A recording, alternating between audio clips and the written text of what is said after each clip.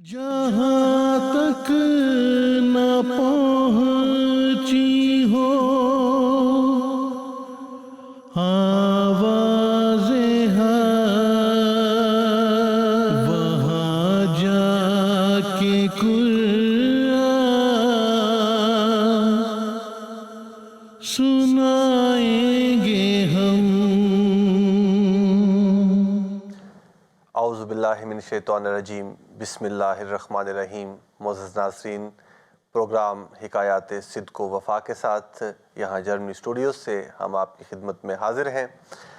अल्हम्दुलिल्लाह सुम्मा अल्हम्दुलिल्लाह, गुज़श्ता कुछ प्रोग्राम से हमारे यहाँ पर स्टूडियोज़ में मौजूद हैं मेहमान मुकर्रम व मोहतरम मौलाना मोहम्मद इलियास मुनीर साहब। आप खुदा ताला के फ़ज़ल से वाक़िफ़ ज़िंदगी मुरब्बी सिलसिला आलिया अहमदिया हैं, यहाँ जर्मनी में मौजूद हैं और आपको अल्लाह ताला की मंशा और रज़ा से 10 साल के करीब असीर राह मौला रहने की सादत भी हासिल है और उसी दास्तान असीरी के गिर्द हमारी वो गुफ्तगू घूमती है जो हम गुज़श्ता कुछ प्रोग्राम से मौलाना के साथ कर रहे हैं। मौलाना, आपकी तशरीफ़ आवरी, आपके वक्त का मैं एक दफ़ा फिर बहुत शुक्रगुज़ार हूँ। जज़ाकुमुल्लाह तआला अहसनुल जज़ा। नाज़रीन मोहतरम, सिलसिला एक गुफ्तगू को एक रब्त में रखने के लिए गुज़श्ता प्रोग्राम के साथ इसका रब्त जोड़ते हैं और गुज़श्ता प्रोग्राम की चंद झलकियाँ आपकी खिदमत में पेश करते हैं। आइए देखते हैं। पहले हमें मजिस्ट्रेट के पास ले गए, वहाँ से फिर वो हमें जेल भिजवा दिया। वो फिर उसको कहते हैं जुडिशल रिमांड, और बड़ा वो इधर खड़े हो जाओ, उधर खड़े हो जाओ, सीधे खड़े हो, ऐसे करते हैं जैसे वो कोई खुदा बने हुए हैं। हमें अच्छी तरह से मालूम था और उनको भी अच्छी तरह से मालूम था कि ये बेगुनाह है और इनको किस मकसद के लिए यहाँ पे लाया गया है। मुश्किलें इतनी पड़ी मुझ पे कि आसान हो गई हैं। जी मुअज़्ज़ज़ नाज़रीन, अभी आपने गुज़श्ता प्रोग्राम्स की कुछ झलकियाँ मुलाहिज़ा फरमाई और अब हम यहाँ स्टूडियोज़ में मौलाना के साथ अपनी गुफ्तगू को आगे बढ़ाते हैं। मौलाना, आप बयान फरमा रहे थे कि एक गैर मामूली तौर पर आपको जेल के अंदर उन्होंने पाँव की बेड़ियाँ भी लगाईं और ऐसे भी बाज़ सलूक जो आम तौर पर कैदियों से या हवालातियों से नहीं किए जाते, वो भी आपके साथ ये ख़ास शफ़क़तें भी जारी थीं। तो वहीं से मैं चाहता हूँ कि आप सिलसिला कलाम को जोड़ें और बयान फरमाएं कि फिर आगे क्या हुआ आपको जब हवालात से निकाल के वो लेकर गए। अस्सलामु अलैकुम रहमतुल्लाह। औज़ु बिल्लाहि मिनश शैतानिर रजीम, बिस्मिल्लाहिर्रहमानिर्रहीम। जैसा कि पिछले प्रोग्राम में ज़िक्र गुज़र चुका है कि हमें जेल में मुंतकिल किया गया और जेल में दाखिल करते ही जेल की इंतहाई सख्त जगह पे रखा गया। उसकी वजह आपने पूछी है, तो वजह ज़ाहिर है कि हम ख़ास मेहमान थे उनके, तो ख़ास मेहमानों के साथ ख़ास सलूकी किया जाता है। तो बहरहाल उनके जो भी मकासद होंगे कि इन पर सख्ती की जाए, इनको किसी न किसी तरीके से इन पे दबाव डाल के इनसे वो बातें कहलवाई जाएं जो वो कहलवाना चाहते थे, लेकिन अफसोस के उनके वो मकसद पूरा नहीं हो सका। अल्लाह ताला ने हम सब को तौफ़ीक दी, हिम्मत दी और हम सब ने हिम्मत के साथ, सब्र के साथ, मगर उसकी दी हुई तौफ़ीक के साथ ये सब कुछ इस सारी सूरत हाल का मुकाबला किया। और इस सूरत हाल में हम करीबन 67 रातें रहे, जो जिनमें दिसंबर की रातें भी आईं, जिनमें जनवरी की रातें भी आईं और फरवरी के महीने में हमें वहाँ से निकाला गया। अच्छा, इस तमाम तर सर्दी की ख़ास तौर पे रातें, ये तो जहाँ तक हमने तो टेलीविज़न में देख रखा है कि ऐसे सलाखें होती हैं उस कमरे की, तो वो सर्दी और मौसम की शिद्दत से बचाव के कुछ क्या तरीका था? बस वही तो, जो हमें कंबल वगैरह उन्होंने वो टाट की किस्म के कंबल थे वो दिए होते थे और उसको जोड़ जाड़ के इस तरह से कर लेते थे। तो बहरहाल इस तरह से हम वो वक्त गुजारते रहे अल्हम्दुलिल्लाह। اور آہستہ آہستہ انسان عادی ہو جاتا ہے.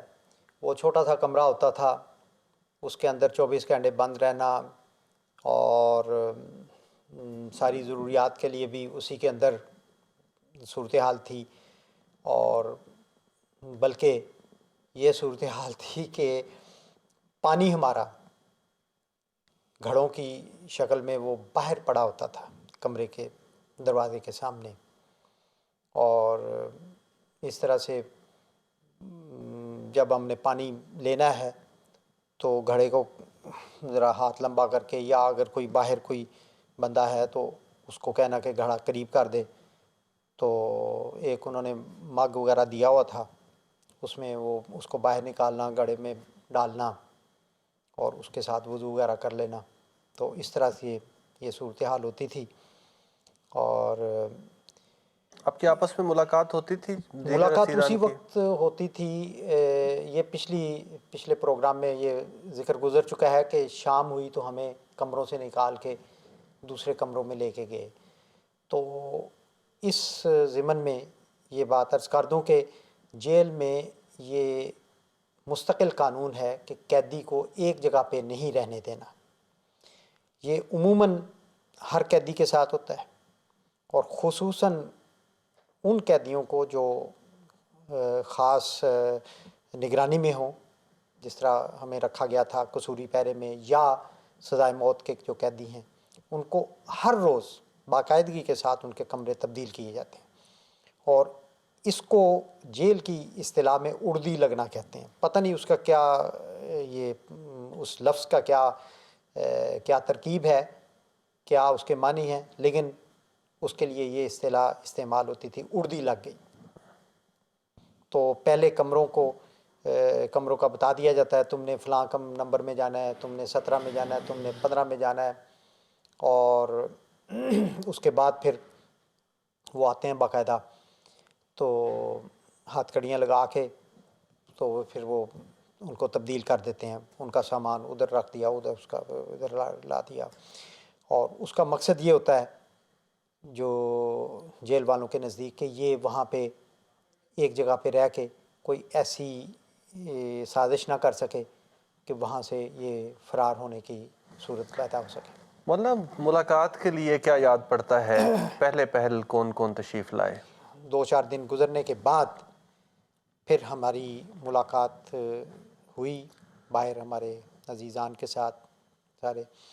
اور وہ پہلا موقع تھا جب ہمیں ڈیوٹی میں لے جایا گیا, اور اس جگہ پہ جہاں پہ ایک جالی لگی ہوتی ہے اور اندر قیدی ہوتے ہیں, باہر ملاقاتی ہوتے ہیں, تو وہ ملاقات کی صورت تھی. اس پہ بالعموم جو آپ سے ملاقات کرنے احباب تشریف لاتے تھے وہ جماعتی اس میں بزرگان بھی ہوتے ہوں گے, نمائندگان بھی ہوتے ہوں گے, اور آپ کے اہل خانہ کو بھی وہاں پر لایا جاتا ہوگا. ضمناً پوچھتا چلوں کہ بچے آپ کے کس عمر کے تھے جب آپ گئے اور باپ کو پہلی دفعہ سلاخوں کے پیچھے پہلی جب میں جیل میں گیا ہوں تو اس وقت میرا بڑا بیٹا طارق, یہ 83 کی پیدائش ہے, 83 مارچ کی, تو اس وقت تقریباً 1.5-2 سال کا تھا. اور عزیزم خالد جو ہے وہ تو چند مہینے کا تھا. تو پہلی دفعہ جب ملاقات کے لیے گیا تو اس نے جالی میں سے انگلی ڈال کے سلام کیا ہے, کیونکہ ہاتھ تو جا نہیں تھا سکتا انگلی. تو مجھے بعد میں پتہ چلا کہ یہ بعد میں جس سے بھی ملتا تھا تو وہ انگلی کے ساتھ سلام کرتا تھا, پورے ہاتھ کی بجائے. تو وہ اس کے ذہن میں وہ بات رہ گئی.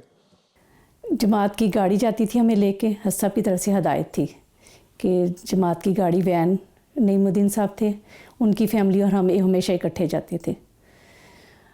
تو ہمیں یہ احساس ہی نہیں تھا, ہمیں یہ تھا کہ ہم جائیں گے, ایک کمرہ ہوگا, وہاں بیٹھیں گے تو ہماری ملاقات ہماری ہوگی. تو جب ہم وہاں گئے ہیں تو وہاں پہ کچھ بالکل الٹ چیز تھی کہ ہم لوگ باہر تھے اور وہاں پہ بھی اتنا رش تھا, باہر بھی اور اندر بھی. تو کسی کو کسی کی آواز کی سمجھ نہیں آتی کہ کیا بات کر رہا ہے نا. मेरा जो बड़ा बेटा है तकरीबन 1.5 साल का था, और ये है कि वो अपने वालिद के साथ बहुत अटैच भी था। जब पहली दफ़ा उसने देखा कि मेरे अब्बू जो हैं कि वो सलाखों की दूसरी तरफ हैं और मैं उन तक उनके पास भी नहीं जा सकता, उनको हाथ भी नहीं लगा सकता, तो उसने अपनी उंगली, छोटी उंगली निकाल के तो सलाखों में जितना थोड़ा सा था जगह, और वहाँ से हाथ करके तो कहता है अब्बू इसी तरह मेरे साथ सलाम कर लेना। और वो बहुत ही इनके साथ फिर बारी बारी ज़ाहिर है कि कोई ना कोई और भी दोस्त अहबाब तशरीफ़ लाते थे, जमाती बुज़ुर्गान भी उनमें शामिल होते थे। तरीक़ेकार क्या होता था जेल में? आप लोगों को तो रात को ही इंतज़ार शुरू हो जाता होगा, सुबह मिलने आना है अहबाब ने, और कुछ बयान फरमा सकें हाँ जी, जितना बहरहाल ये बाज़ औक़ात तो पता होता था कि आना है मुलाकात के लिए, और बाज़ औक़ात नहीं पता होता था। और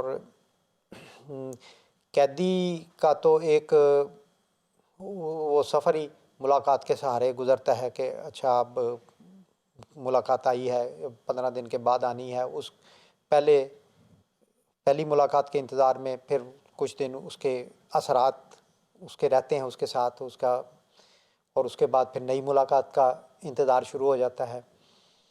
तो ये अल्लाह ताला का ख़ास फ़ज़ल था कि जमाती इंतज़ाम के तहत हमारी बाकायदा मुलाकात होती रही, वरना दीगर जो कैदी थे हमारे इर्द गिर्द, उनमें से तो बहुत कम थे जिनकी बाकायदा मुलाकात आती थी। तो ये खिलाफत का और जमात निज़ाम जमात का एक बहुत बड़ा एहसान है जो हम पर रहा, वो बरकत है, वो साया है। अल्हम्दुलिल्लाह सुम्मा अल्हम्दुलिल्लाह। पहला ख़त हज़रत खलीफतुल मसीह राब रहमतुल्लाह ताला की खिदमत में जेल से कब लिखा? पहला ख़त मैंने मुलाकात पे गया था तो वहीं पे मैंने कागज़ लेकर कोई लिखा था ख़त, और जो हुजूर की तरफ से पहला ख़त मिला था वो असीरी के शुरू होने के चंद हफ़्तों के बाद, 2-3 हफ़्तों के बाद मिला था। और वो हज़रत साहब के अपने दस्ते मुबारक से लिखा हुआ ख़त था, सारे का सारा जज्बाती, बहुत ज़्यादा जज्बाती हुजूर के ख़ुतूत होते थे, और उनसे उन्हें पढ़कर फिर हमें हौसला मिलता था, हमें एक एनर्जी मिलती थी इस सफ़र को गुजारने के लिए, इसको तय करने के लिए हमें एक ताकत मिलती थी, वो एक ईंधन का काम करते थे। साथ साथ केस की जो नौइयत और कैफियत थी वो भी हमारे वाक़यात के साथ साथ चलेगी, क्योंकि जब कोई इंसान कैद में होता है तो जो हालात गुज़र रहे होते हैं वो तो एक किस्सा है, उसकी नज़र केस अपने पे बड़ी गहरी हुआ करती है बिलमूम। तो आप लोगों को भी जो इन्फॉर्मेशन, जो इत्तलात थी मिलती थी, और आपको अंदाज़ा था कि आपका केस जो है उसकी इस वक्त क्या कैफियत है, आपकी रिहाई के जो इम्कानात हैं वो कितने रोशन हैं अगर हैं तो? जहाँ तक हमें अपने केस के मुतल्लिक़ इल्म होने का ताल्लुक़ है, तो उसकी नौइयत का हमें बहुत बाद में पता चला कि ये इन्होंने इस किस्म की कहानी घड़ी है, क्योंकि हमारे ये तसव्वुर के किसी गोशे में भी नहीं ये बात थी कि इस कदर भी झूठ बोला जा सकता है, और सरतापा एक बिल्कुल बरक्स कहानी घड़ के और सूरत हाल बना के एक केस बना दिया जाए, ये हमारे तसव्वुर में नहीं था। और जब हमें पता चला कि ये FIR काटी गई है तो हमें बहुत ही हैरत हुई, और ये बहुत बाद में जाके पता चला, हमें करीबन महीना 1.5-2 और चंद महीनों के बाद ही ये अक्टूबर में वाक़या हुआ है, अक्टूबर के आखिर में, नवंबर, दिसंबर, जनवरी, फरवरी गुजरे हैं, फरवरी के शुरू में ही हमें आ गया कि जी आपका केस जो है वो मार्शल लॉ की खुसूसी अदालत में लगा दिया गया। اور یہ بھی وجہ یہ تھی کہ مارشل لا کی عدالت سے اپنی مرضی کے مطابق اور فوری طور پر فیصلہ کروایا جا سکتا ہے۔ درست۔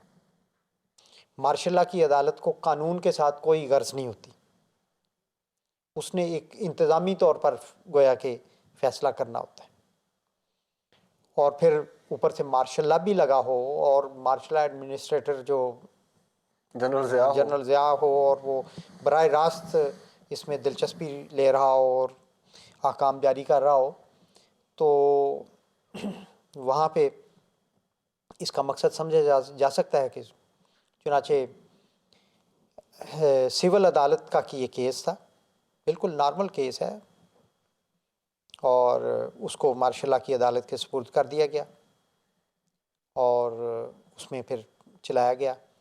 پہلی ہماری پیشی ساہیوال کے کینال ریسٹ ہاؤس میں ہی ہوئی، کیونکہ فوجی عدالتوں کی کوئی پکی جگہ تو نہیں ہوتی جس طرح باقی عدالتیں بنی ہوتی ہیں، سیشن جج ہے یا دوسری عدالتیں ہیں، تو یہ تو مختلف عمارتوں میں اپنا دفتر بنا لیتے ہیں، جہاں دیکھا جہاں جگہ ملی، تو وہ کینال ریسٹ ہاؤس تھا، اس میں اس نے عدالت لگائی، ہمیں پیش کیا گیا، اور وہاں پہ ظاہر ہے کہ اس دن ہمارے احباب جماعت بھی کچھ کسی نہ کسی تعداد میں وہاں پہ پہنچے ہوئے تھے، لیکن ہمارے سے بڑھ کر مخالفین جو تھے مدرسے کے، وہ مدرسہ رشیدیہ کے وہ سارے جو اسٹوڈنٹ تھے ان کے وہ جمع تھے اور لوگ جمع تھے، تو اس صورتحال کے پیش نظر عدالت کو خود خیال آیا یا کیا ہوا،